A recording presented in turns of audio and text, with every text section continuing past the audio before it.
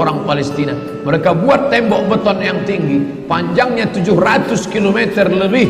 Dari Pekanbaru kita lihat, Anda menuju Medan Sumatera Utara 600 km, mereka membuat tembok tinggi 700 km. Bayangkan, umat Islam terisolir dan mereka tanami hijau-hijau. Makanya Allah berkuasa, Allah mau tunjukkan kuasa. Lalu Allah buat tanaman hijau itu menyala. Dalam pokok yang hijau itu menyala beberapa bulan yang lalu. Heran orang, Allah mau menunjukkan kekuasaannya. Kalian tidak mau tolong Palestina, aku yang akan menolongnya. Tanaman yang hijau yang mereka tanam itu tiba-tiba terbakar. Tidak ada yang bisa mematikannya. Sampai-sampai reporter wartawan Amerika mengatakan, tidak ada yang bisa mematikan kebakaran ini kecuali Tuhan, karena Dia yang membakarnya. Mengerti keadaan kita zaman sekarang. Jangan sampai dikatakan Palestina bukan urusan kita. Ini kan masalah politik. Indonesia ya Indonesia, Palestina ya Palestina. Antum tidak mengerti masalah dunia.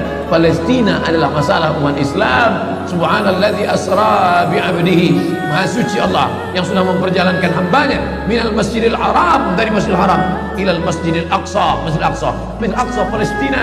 Kita yang tertulis dalam kitab suci kita bahwa kita punya ikatan emosional, kenapa kita tidak yakin itu? Yahudi ajarannya dibuat-buat, ajarannya mitos, tapi mereka punya keyakinan yang luar biasa. Mereka rebut negeri itu, mereka kuasai, mereka hancurkan negeri musuh. Atas dasar apa? Keyakinan bahwa Mesias akan datang.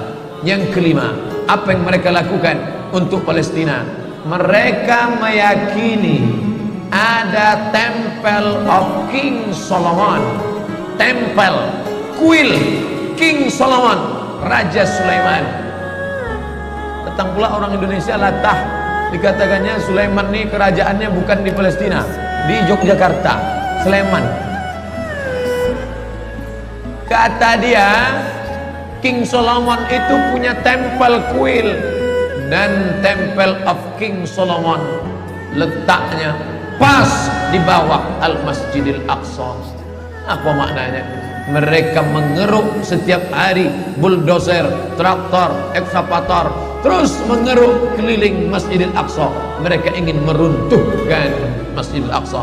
Tulis Temple of King Solomon, enter, pilih image, tampak gambar replika. Inilah kerajaan Sulaiman yang ada di bawah Masjidil Aqsa. Akan mereka naikkan. Mereka sudah bangunkan rumah kecil replikanya, seperti orang Riau membuat rumah replika, rumah Melayu Kampar, rumah Melayu Siak, rumah Melayu Bengkalis. Di mana rumah itu? Di Purna MTQ. Anak-anak kita kalau mau tahu bagaimana rumah Melayu Kampar, bagaimana rumah Melayu Siak, bagaimana rumah Melayu Pelalawan, pergi ke sana. Sebagiannya ada, sebagian tak ada, entah kemana pergi. Tapi mereka membuatkan itu.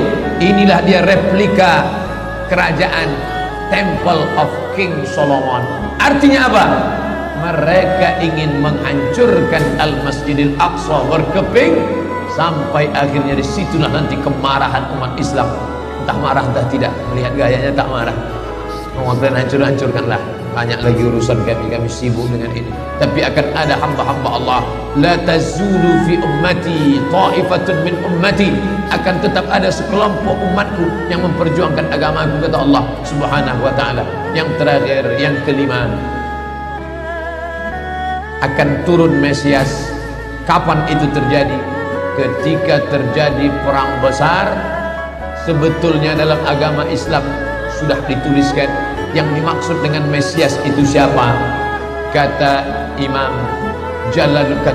Al-Hafiz Ibnu Hajar Al-Asqalani dalam Fathul Bari, yang dimaksud dengan yang dinanti-nanti mereka itu adalah Dajjal. Dajjal itulah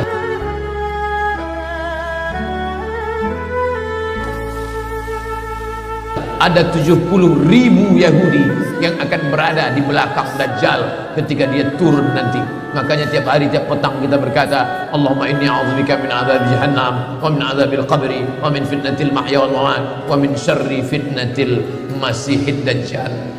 Dajjal itulah yang sedang mereka tunggu. Dajjal itulah yang sedang mereka nanti-nantikan.